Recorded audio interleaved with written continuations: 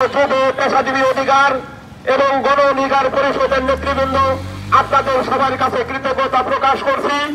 এই অসময়ে দুপুরের দিকে যে প্রোগ্রাম আমরা আয়োজন করেছি তাতে আপনারা যে সাড়া দিয়েছেন আপনাদেরকে কৃতজ্ঞ এবং ধন্যবাদ জানাই।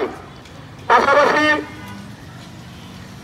এই বিক্ষোভ কর্মসূচি আমরা পালন করতে চাচ্ছিলাম না, কিন্তু একটাই মাত্র কারণ এই ফ্যাসিবাদ সরকারকে আমরা হটানোর পরে বিভিন্ন জায়গায় তারা প্রোগ্রাম করার দুঃসাহস দেখাচ্ছে।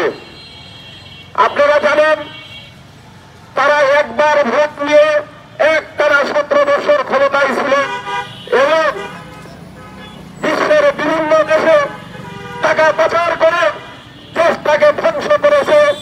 এবং আমরা গণ অধিকার পরিষদ সবসময় বলেছি যে ভারত আমাদের কোনদিন বন্ধু না, কারণ এই আওয়ামী লীগ সরকারকে 75-এর পরে 6 বছর শেখ হাসিনাকে ভারত মনে করলে আশ্রয় দিয়েছিল এবং নিবেদনের পরে ভারত প্রধান তাদেরকে সহযোগিতায় মনে করেন বাংলাদেশে এসেছে এবং এই জুলাই আগস্টের গণহত্যার পরে ভারত প্রধান শেখ হাসিনাকে আশ্রয় দিয়েছে।